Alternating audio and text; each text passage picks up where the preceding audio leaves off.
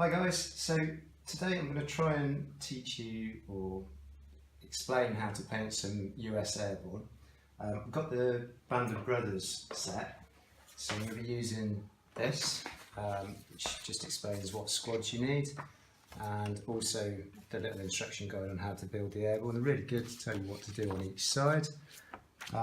First thing you're going to need is the sprues with the US Airborne on. I've already made some of these up, so we've got some bases and a different kit. You'll also need some plastic glue, glue that together.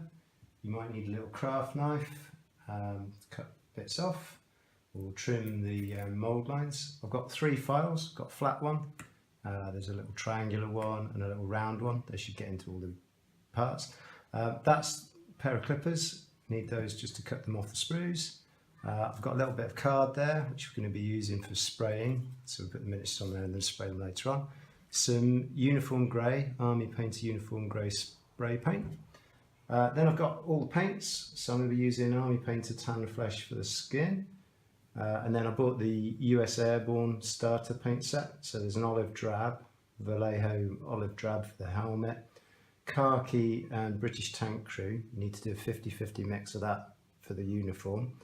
But these guys are in the later uniform. This is the uniform that they would have worn when they dropped into Holland. I'm going to paint them as if they're like D-Day, but really the uniform's a different colour. So you might want to think about whether you want to do that or not. The green-grey is for the webbing, flat brown for the weapons, any of the entrenching tool handles, what else? The boots as well. Helmet straps, that sort of thing. Russian uniform, if you've got any shoulder patches, sorry, elbow patches or knee patches, they're supposed to be painted in that, but I don't actually use that. I've just included that in case you do have them. Army Painter gunmetal is for dry brushing the weapons. Strong tone is for a wash. And then I've got German camouflage black brown, beige brown and dark sand for doing the bases. Then, talking about bases, I've got some basing glue. This is Army Painter Battleground, Battleground Brown. And then there's field grass and little swamp tufts, which we can use to stick on. For the painting, I've got a little mixing pot here, so I put water one side and the paints and mix them there. And brushes, I've got a standard detail, hobby dry brush and fine detail. Sorry, standard brush and fine detail. I've got an old one there just for sticking on the basing glue. And also, this is quite good for the weapons. It's a smaller dry brush, but you could get away with this one. Just some tissue paper so that we can dry brush, so get most of the paint off. I've got a little set of decals and a saucer here. So these are the 101st, which I've been using. There's 82nd there as well, and some of the rank badges and the little symbols that go on the helmets, and then the stars and stripes which go on the other patch. So these go on the left shoulder and these go on the right. I'm just going to put some warm water in there, cut these out with the craft knife, and then we can get those decals off. And then finally, once they're all done, I've got some Army Painter anti-shine spray, just to give them a bit of strength, take the shine off them and protect them. So that should be it. We'll be back in a bit with some of the models built. Okay, so something I forgot to mention, you'll need a black as well, Vallejo black for the weapons before you dry brush them, so I've included that. And also some of the Airborne have got mohawks, so if you want to do them like a blondie haired colour, this one's quite good, Vallejo green brown. But next stage is cutting all the parts out of sprues. So just to show you how to do that, I'm going to use the clippers. I'm going to use the flat edge inside. That way I find it damages the pieces less. And I'm just going to go around and clip those. What I'll do is I'll get all of the parts for the miniature clipped out, but just to show you, I'm going to use the flat edge file just to take off any of these bits that are still raised.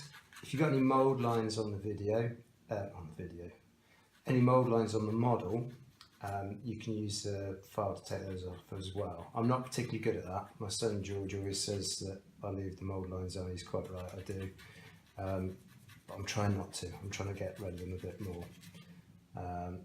Personally, I think when they're painted, you don't really notice it that much. Your focus is on it, but some gamers will be absolutely incensed if you leave mould lines on.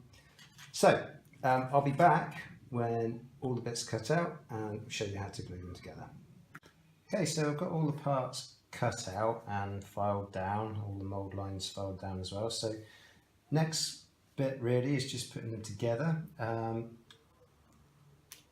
Army Painter plastic glue, it basically melts the plastic, so you only really need a small dab just on one edge that you're going to glue. What you might find is sometimes the glue has these little stringy bits that come off it. If that happens, all you need to do is just kind of pull it away so it's ready, and then just glue your part on.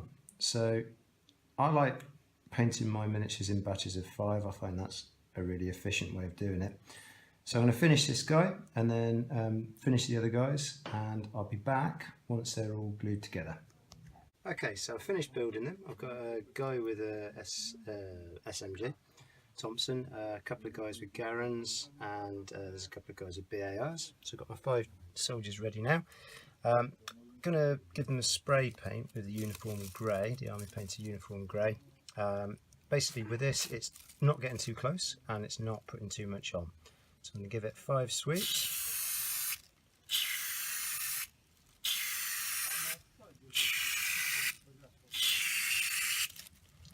I'm just going to make sure I'm covering all the angles, so turn it this way.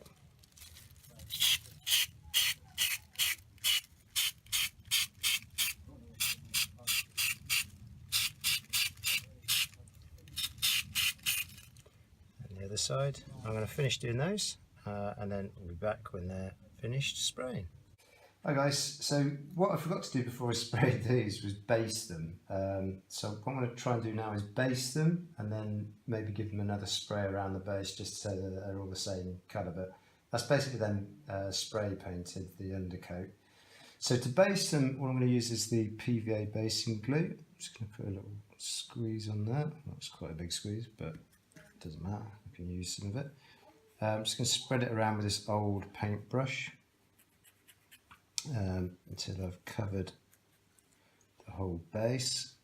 Don't worry if you get any on the guy's feet, because that can just be mud on their shoes, or you can even just wipe it off if you don't want the glue there.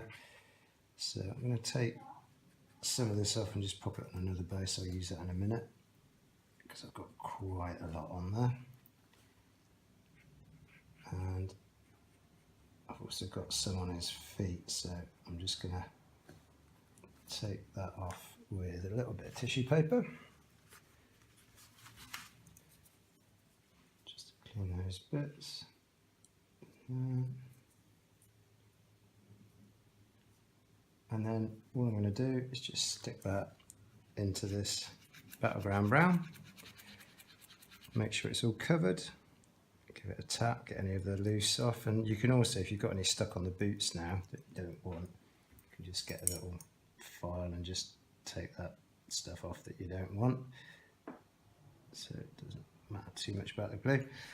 So as I said, I'm going to go back and base the rest of these guys and then make sure that the base is sprayed, and then we'll be back with putting the base coats on. Okay, so finished spraying them, the bases as well now. So next thing is to start putting the base colours on. I'm going to be quite rough with this because what I like to do is just get the colours on, and what you find is where you're sort of getting into really little nooks and crannies, you tend to get paint everywhere. So I don't get too precious with the base coat layers because I know I'm going to go back and correct them later on. So I'm just going to put a little squeeze of the tan flesh in my mixing pot. Depending on the paint, some of them come out quite watery and you don't need to add any water, but I know the tan flesh is fairly thick, so I'm going to add a little bit of water to that. I'm just going to go in wherever there's any bits of flesh, and as I was saying, quite roughly. I'm not going to get too precious about edges because I'm going to correct them later, and I'm just going to make sure that all of the flesh is painted on these guys, and then what I'll do is I'll come back in a minute and show you how to mix the uniform colour. So we'll be back soon. Okay, so I've started base coating them, but I've just got to the point where I'm going to start doing the uniform, and this is a bit weird because you have to mix two of these, the khaki and the British tank crew. You have to do a 50-50 mix. It's not too drastic if you kind of over or underdo it, but it's a good idea to try and get the same amounts. So I'll just put a little splodge the same size next to each other.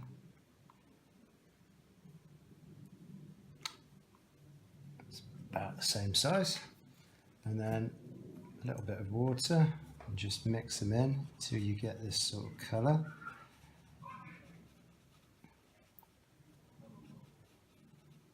And then that just goes on all the uniform areas. And again, not worrying too much about detail at the moment because I know I'm going to come back and do it later on. See, I've got a bit on the helmet there, but I know I can come back and do that later. Okay, so I've done the base coats on the miniatures now. What I'm going to do now is just go back and correct any mistakes. So I'm going to use the fine detail or small detail brush, and just wherever I've messed up, so I've got a bit of the green grey on there, I'm just going to correct those, and once that's done we'll be back for the next stage, which will be dry brushing the weapons. Okay, so I've gone in and corrected all of the areas on the soldiers now. So the next step is dry brushing. So I'm going to use some of the army painted gunmetal, put a little squeeze in here, and I'm going to use the small dry brush just to put a bit of the gunmetal on, and then take most of it off using the tissue, and then I'm just going to drag that across the weapons, just to pick out all of the raised areas.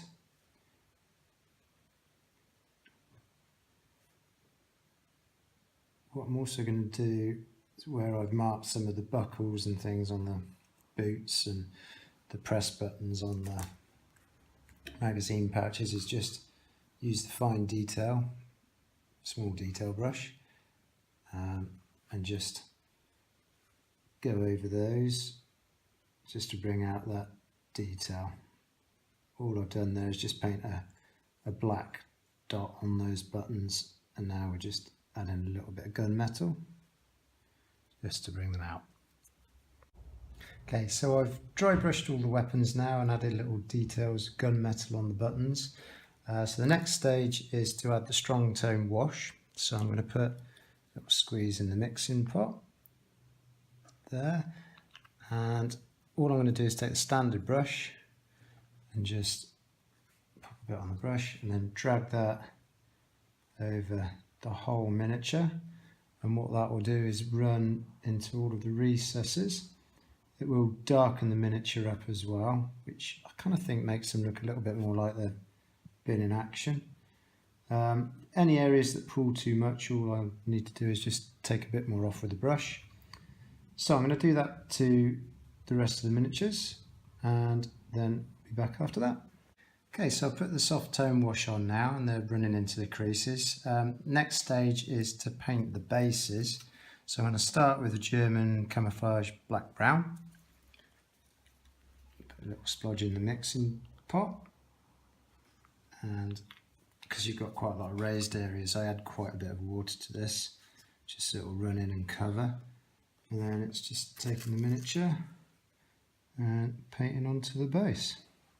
So once this is done, I will show you the next stage, which will be dry brushing.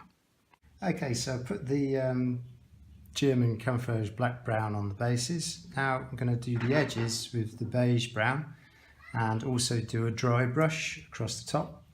So again, put a little splodge in there, and then just take the miniature, a little bit of water, and first thing I'll do is just drag that around the edge. Gives it a really nice sort of crisp edge, makes them stand out really well. And once that's done, we can dry brush the rest.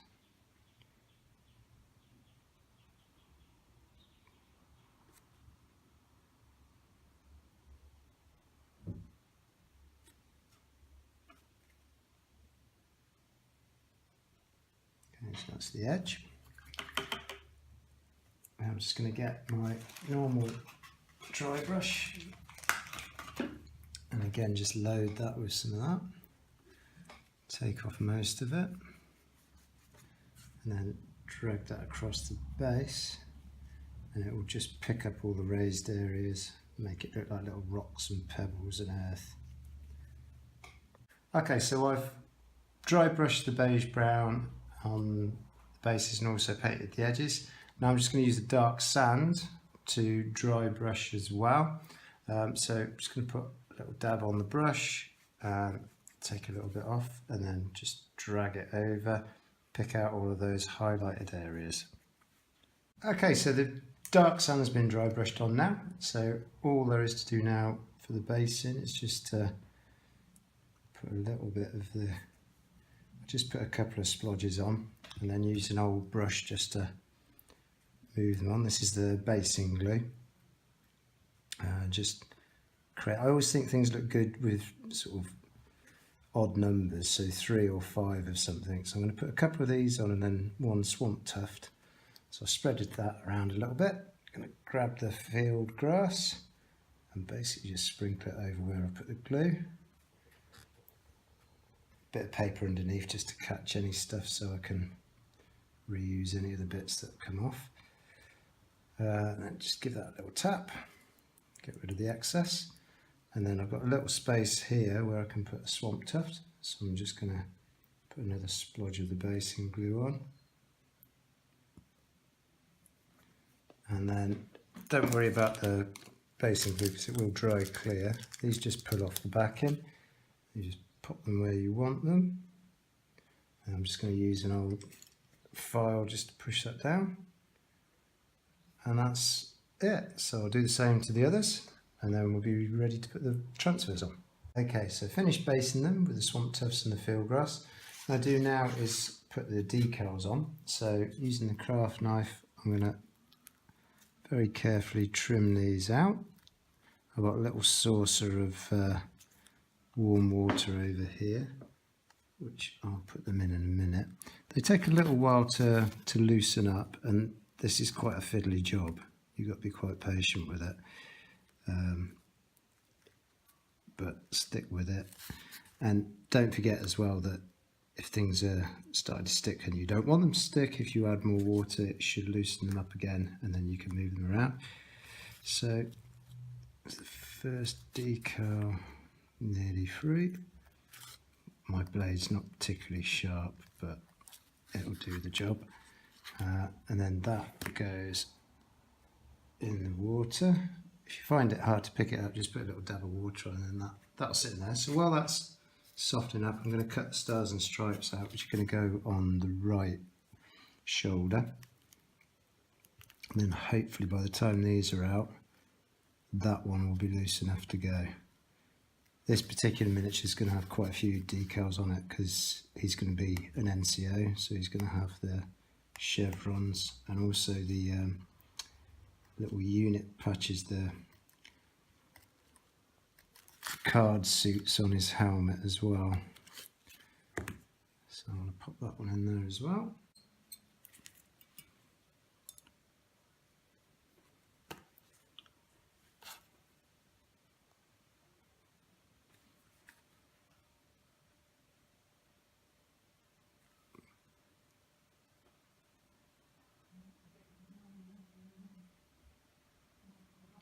Start to move a bit now.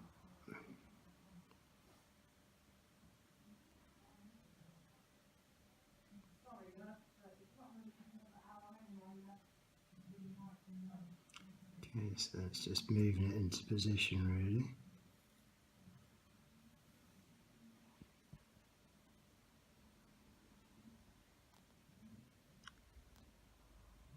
And then once you're happy with the position, just a little bit of advice is to just dry it out with a bit of tissue paper.